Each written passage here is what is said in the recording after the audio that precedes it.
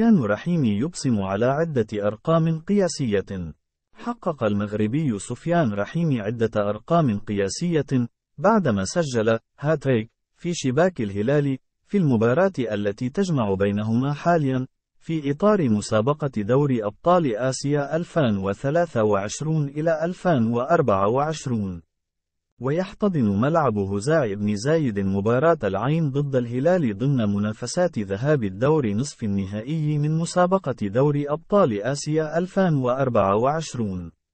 افتتح النجم المغربي سفيان رحيمي أهداف العين الإماراتي في الدقيقة السادسة بعد خطأ دفاع قاتل من لاعب الزعيم، قبل أن يعود رحيمي ليضيف الهدف الثاني للعين الإماراتي في الدقيقة 26 من علامة الجزاء. وبصم رحيمي على الهاتريك لأصحاب الأرض في الدقيقة 38 من علامة الجزاء أيضا.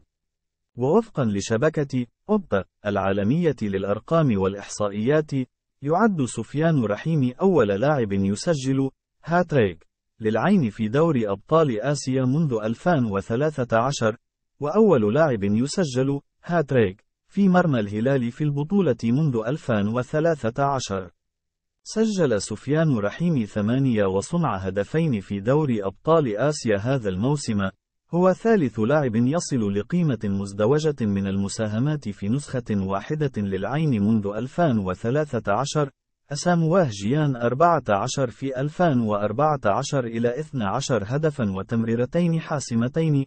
عمر عبد الرحمن 13 في 2017 إلى 7 أهداف و6 تمريرات حاسمة.